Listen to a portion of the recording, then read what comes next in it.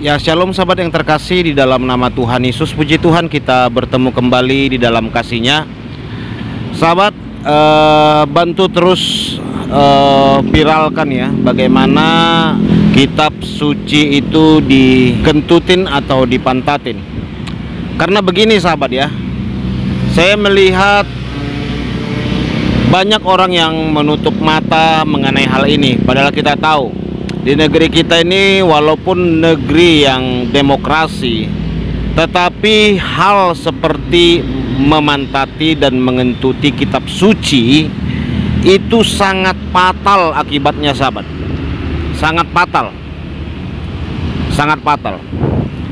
Oleh karena kita minoritas saja ini didiamkan. Saya melihat di media-media besar seperti Detikcom, Kompas atau Kezon atau yang lain-lain, tidak ada satupun yang memuat tentang berita ini ya, bagaimana pelecehan atau penghinaan kitab suci dilakukan oleh oknum ustadz dan mualaf.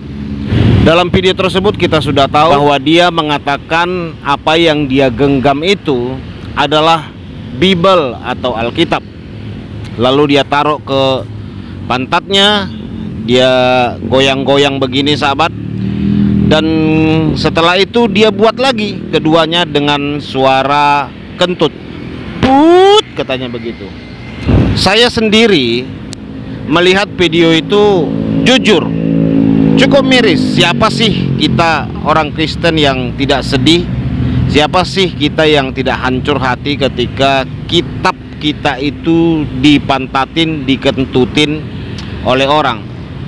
Walaupun memang kita tahu sama tahu Alkitab itu dicetak oleh pabrik, dibuat, tetapi di dalamnya itu adalah firman Tuhan. Saudara mungkin melihat banyak video saya, reaksi semuanya itu bagaimana saya tidak ada membenci seorang mualaf ini, Pak Ustadz ini. Bahkan ketika dia sakit malah saya sarankan dia harus sholat duha ataupun sholat hajat. Itulah tanda saya mengasihi dia. Bukan saya katakan terkutuklah kau, habislah kau. Tidak ada kata-kata sumpah serapah, kata-kata kutuk dari mulut saya. Tetapi khusus yang satu ini sahabat, saya mau katakan itu tidak benar. Apapun itu, saya rasa tidak pantas kita tertawa atau mengetawai ketika melihat orang mengentuti, memantati kitab suci kita. Ya, memang kita tidak boleh juga membalaskan. Dalam video saya sebelumnya mengenai Agustan ini, saya selalu himbau, saya selalu berikan arahan supaya kita tidak membalas dan jangan menggeruduk. Nah, karena ajaran kita ajaran kasih sahabat. Tetapi kebenaran itu harus ditegakkan. Harus ditegakkan dan harus disampaikan. Kenapa ini harus kita terus up saudaraku? Apabila ada orang melakukan hal yang sama kepada mereka, kitab suci mereka, saya jamin saudaraku, saya jamin tidak ada maaf buat saudara ketika saudara lakukan itu kepada saudara kita umat muslim. Tidak akan ada maaf sahabat. Tidak mungkin mereka memaafkan saudara ketika saudara lakukan hal yang sama seperti yang dilakukan oleh Pak Ustadz dan seorang mualaf ini. Tidak mungkin itu. Dan saya jamin itu tidak mungkin saudara bisa dimaafkan. Dan kalau saudara pun ditangkap di penjara, mereka tidak akan ikhlas itu sahabat. Mereka haruskan bahwa saudara harus dihalalkan darahnya karena sudah keterlaluan kitab suci. Karena bagi mereka saudaraku, dengan melakukan begitu kepada kitab suci Al-Quran, itu sangat fatal, sangat luar biasa pelecehannya. Sangat luar biasa sekali kalau bagi mereka itu saudaraku. Makanya saya sendiri heran, sangat heran ya, kalau ada saudara muslim itu justru mendukung apa yang dilakukan oleh Ustadz mualaf ini. Saya heran gitu. Dan mereka berkata, barakallah Pak Ustadz, sehat selalu Pak Ustadz. Bahkan dia katakan Wah, semakin luar biasa, mualaf kita, mualaf cerdas, Allahu Akbar katanya gitu. Saya lihat komen-komennya itu sahabat, mereka justru mendukung itu. Oleh karena itulah sahabat, saya kan sudah memberikan beberapa edukasi ya, supaya jangan kita melakukan. Mungkin video saya ini terbatas ya, tidak sampai kepada semua saudara-saudara seiman. Tapi penting kita ingat, masih banyak juga saudara-saudara Kristen itu melihat ini panas hatinya, emosi. Suatu saat akan dibalaskan dengan melakukan hal yang sama seperti yang dilakukan Pak Ustadz, dengan membuat video yang sama seperti yang dilakukan Pak Ustadz. Sehingga sahabat, dengan memviralkan kita bisa memberikan jawab dan pertanggungjawaban bahwa Pak Ustadz telah melakukannya terlebih dahulu. Dan bukan hanya sekedar Ustadz saudaraku, tetapi seorang mualaf. Kita tahu sahabat, bagaimana mereka itu sangat kagumnya dengan seorang mualaf ya. Bagi mereka itu mualaf itu sangat cerdas loh bagi mereka. Makanya tidak mengherankan bagi kita kalau kita melihat ada orang yang sebenarnya ya longor-longor gitu ya, dodong-dodong istilahnya ya. Kita lihat tiba-tiba dia mualaf, langsung dikatakan dia adalah cerdas.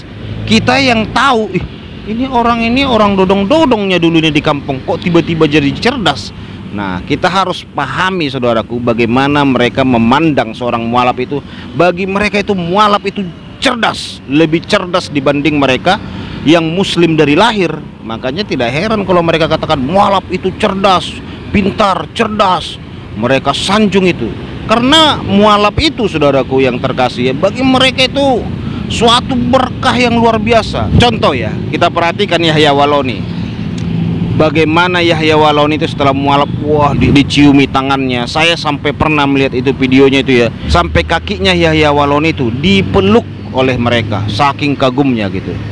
Dan hanya Yahya Waloni lah yang berani membentak seorang muslim dari lahir dalam video ceramahnya.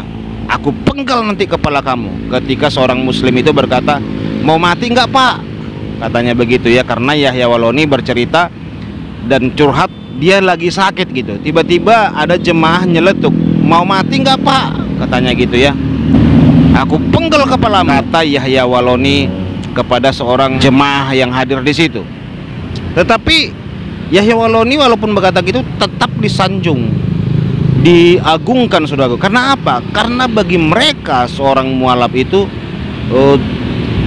adalah cerdas, lebih cerdas daripada mereka-mereka yang muslim dari lahir. Makanya kita tidak kaget kalau mereka itu menyanjung-nyanjung, bereforia kepada mualaf gitu saudaraku. Dan mualaf itu langsung ke surga itu sahabat, langsung ke surga. Kalau ada orang mualaf itu langsung dijamin hidupnya di surga. Nah, seorang muslim dari lahir belum tentu, tapi kalau mualaf itu langsung dijamin hidupnya ke surga. Itulah perbedaannya. Makanya saudaraku yang terkasih dalam nama Tuhan, kenapa saya katakan ini perlu kita up terus, supaya ada bukti dan ada jejak digital kita bahwa ada seorang ustadz mualaf pula lagi.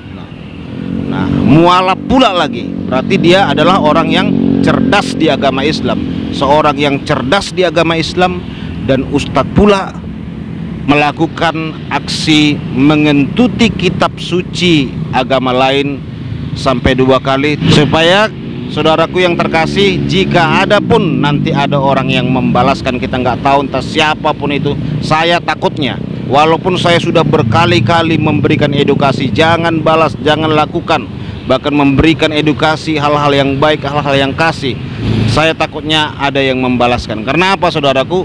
Karena hal seperti itu berkali-kali kejadiannya. Seperti waktu